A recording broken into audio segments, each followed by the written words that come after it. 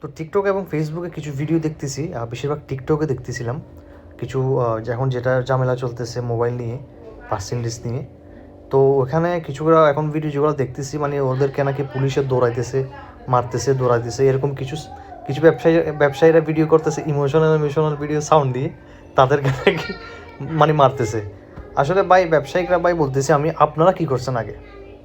আপনারাই তো আগে তাদেরকে আঘাত করছিলেন, তাদের অফিস ভাঙচুর করছিলেন, পাথর মারছিলেন। এটা তো ব্যবসায়িকরা, এটা তো মানে এটা দেখে আমি নিজেই অবাক হয়ে গেছি, কিরে ভাই এরা এরকম কেমনে পারবে? ব্যবসায়িকরা থাকবে তো মাথা ঠান্ডা, তারা থাকবে যে একদম ঠান্ডা মাথা।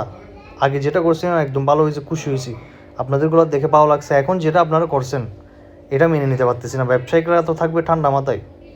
আপনারা যে ওইভাবে পাথর মারা শুরু করছেন, ওইখানে পুরো অবস্থা খারাপ করে ফেলছেন, তো পুলিশ আসবে না ভাই? আপনাদেরকে দৌড়াবে না ভাই? এটা কোনো কথা? আবার আবার ওই যে তারা ভিডিও করে বলতেছে যে আপনারাই বলেন। আমরা কি বলবো ভাই? দোষ তো আপনাদের। আপনারা না তাদের অফিস টফিস ভাঙচুর করে ফেলছেন, আমার ধৈর্য ধরেন না, ব্যবসায়িকরা ধৈর্য ধরে না ভাই।